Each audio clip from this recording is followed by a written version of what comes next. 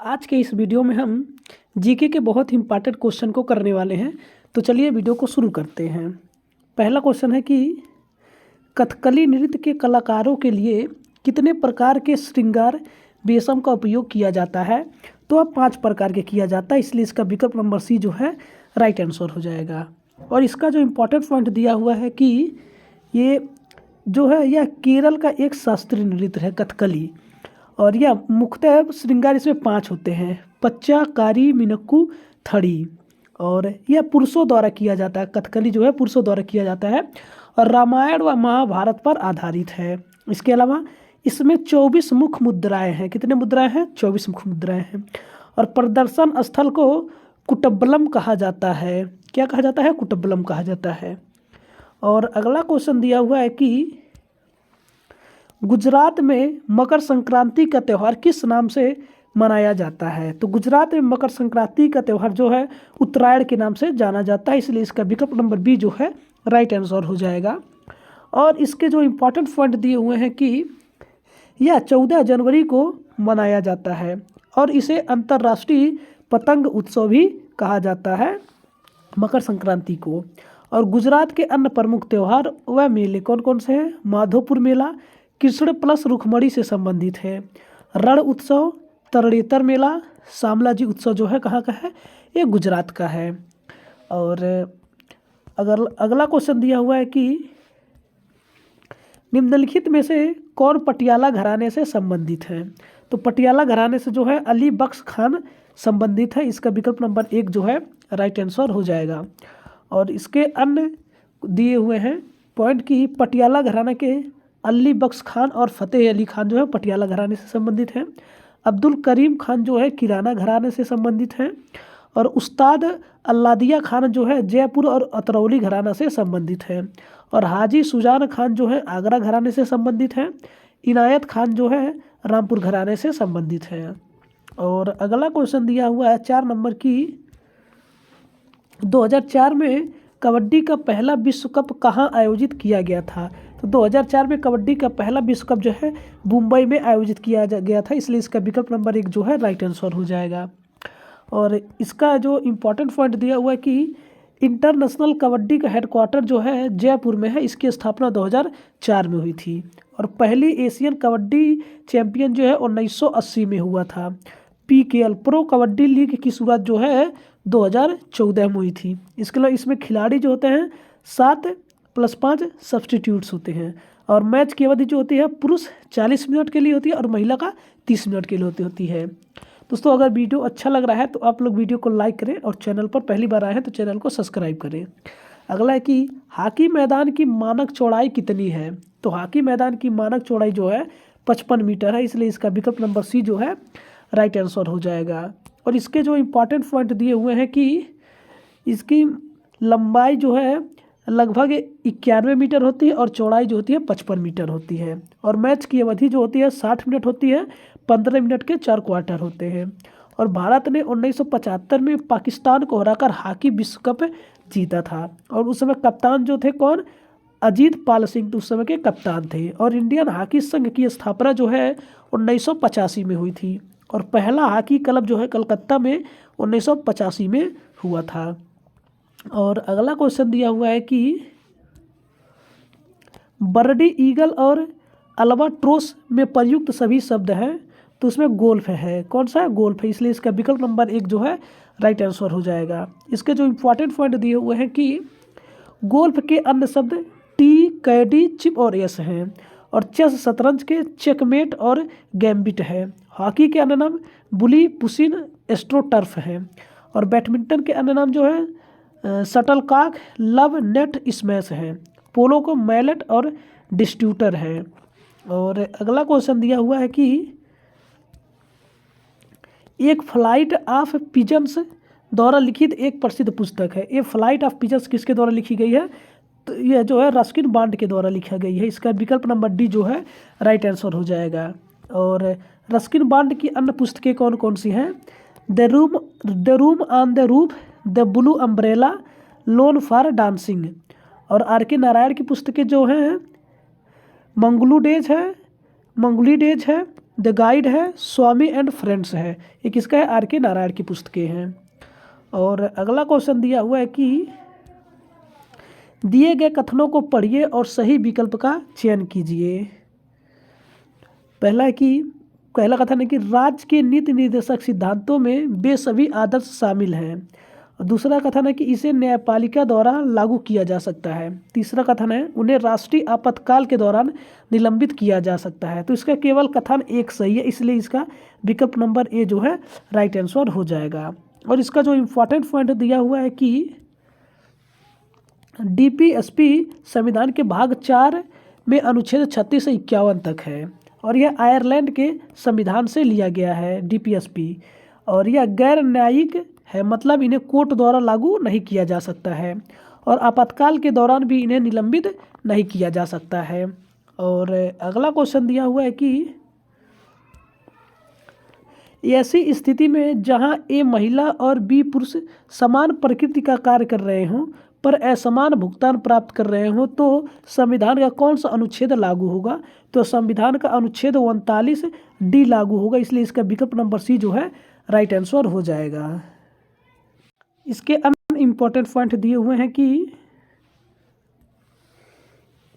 Article 39 D पुरुषों और महिलाओं दोनों के लिए समान कार्य के लिए समान वेतन के बारे में बताया गया है। और आर्टिकल 39 ये कह रहा है कि समान न्याय और निःशुल्क कानूनी सहायता। और आर्टिकल 40 कह रहा है कि ग्राम पंचायतों का संगठन।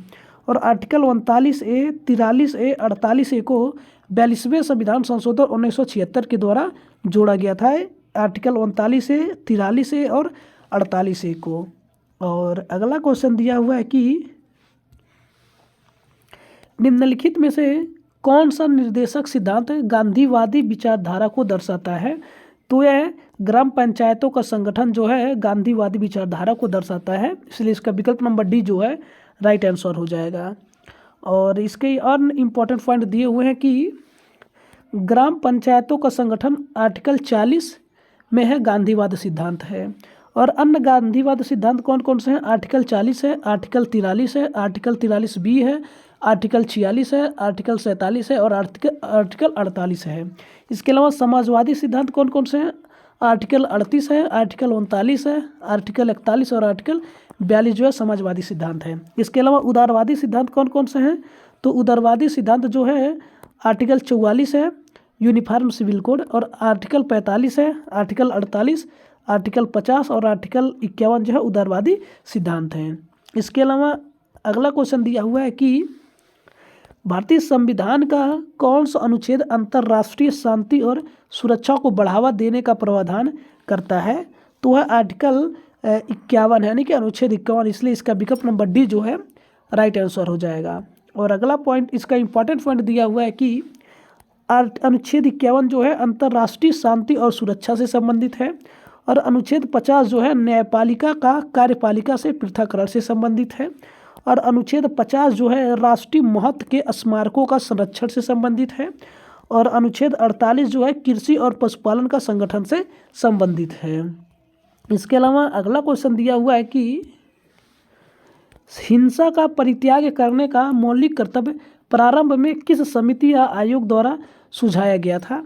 तो स्वर्ण सिंह समिति के द्वारा सुझाया गया था, इसलिए इसका विकल्प नंबर ए जो है राइट आंसर हो जाएगा। और अन्य इम्पॉर्टेंट पॉइंट दिए हुए हैं कि मौलिक कर्तव्य जो है भाग 4A अनुच्छेद 51A में है और इन्हें 42वें संविधान संशोधन 1976 के द्वारा जोड़ा गया था और स्वर्ण सिंह समिति की सिफारिश पर 10 कर्तव्य जोड़े गए थे और 11वां कर्तव्य 86वें संशोधन 2002 द्वारा जोड़ा गया था और 3 जनवरी 1977 को लागू हुई थी और प्रधानमंत्री इंदिरा गांधी उस समय थी।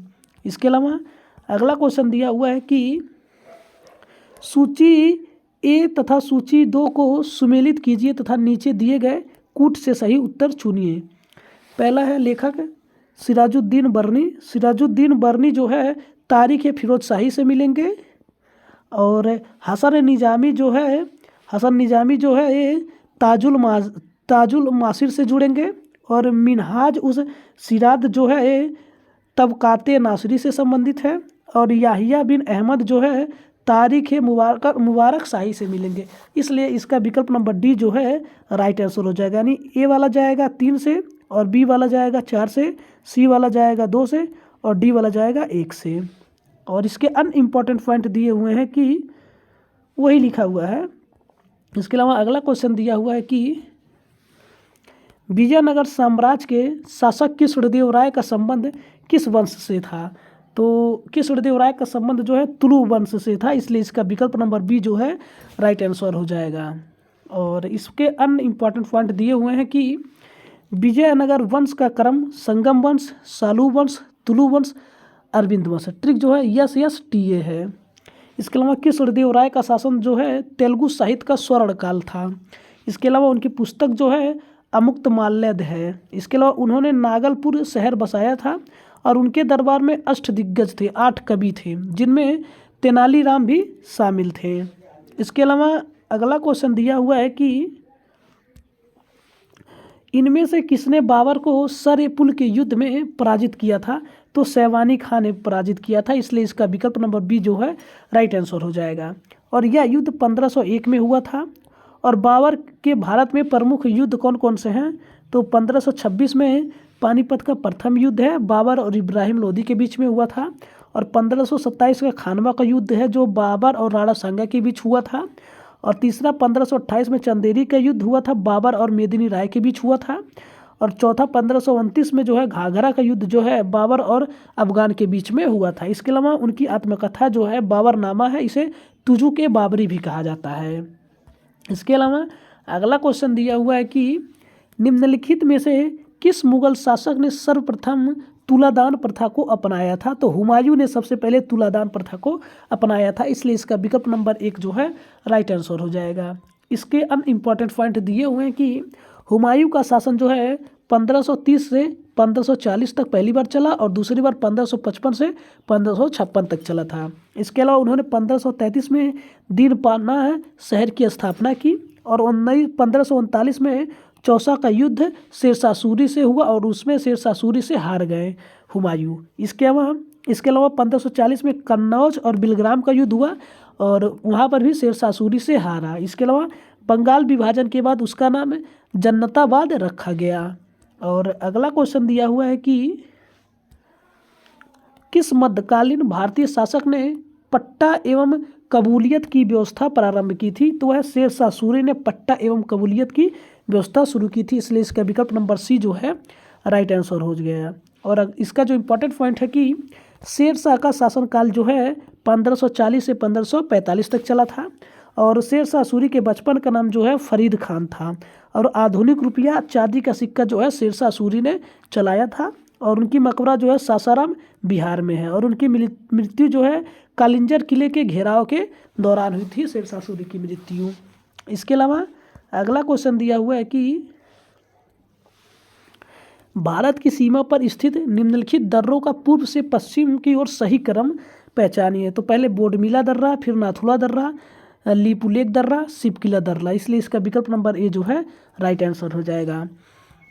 स्थान बोमडिला दर्रा जो है कहाँ है, यह अरुणाचल प्रदेश में है।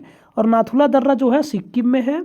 लीपुलेक दर्रा जो है उत्तराखंड में है। और सिपकिला दर्रा जो है हिमाचल प्रदेश में है। सतलज नदी का प्रवेश द्वार है सिपकिला दर्रा। और अन्य दर्रे रोहतांग जो है हिमाचल प्रदेश का है, बनिहाल जो है जम्मू कश्मीर का है, जयलेपला जो है सिक्किम का है। इसके अलावा अगला क्वेश्चन दिया हुआ है कि निम्नलिखित युग्मों में से कौन सही सुमेलित नहीं है। तो काल बैसाखी जो है राजस्थान से यही गलत सुमेलित है, इसलिए इसका विकल्प नंबर बी जो है राइट आंसर हो जाएगा। और इसका जो इम्पोर्टेंट पॉइंट दिया है कि काल बैसाखी बंगाल से संबंधित है, राजस्थान से नहीं। और आम्र बौछार जो है केरल और कर्नाटक में आम की फसल के लिए है। लू जो है उत्तर भारत में चलने वाली गर्म और शुष्क हवाएं हैं। और मंझरी बौछारें जो है कर्नाटक में काफ़ी के फूलों के लिए उपयोगी हैं। इसके अलावा भारत में मानसून सबसे पहले केरल में प्रवेश करता है। कहाँ प्रवेश करता है, केरल में प्रवेश करता है। और अगला क्वेश्चन दिया हुआ है कि सूची ए मैग्रो स्थल को सूची बी राज्य से सुमेलित कीजिए। पहला है कोरिंगा। कोरिंगा जो है यह आंध्र प्रदेश से संबंधित है। और वेम्बनाड जो है ये केरल से संबंधित है। और पुलिकट जो है ये तमिलनाडु से संबंधित है और विक्रोली जो है महाराष्ट्र से है। इसलिए इसका विकल्प नंबर 1 जो है राइट आंसर हो जाएगा 4 3 2 1। और सही जोड़ी यहाँ पर बता दिया है कि कोरिंग जो है आंध्र प्रदेश से है, वेमनाड जो है केरल से है, पुलिकट जो है तमिलनाडु से है, विक्रोली जो है महाराष्ट्र से है। सर्वाधिक वन क्षेत्रफल जो है मध्य प्रदेश में है और सर्वाधिक वन प्रतिशत जो है मिजोरम में है।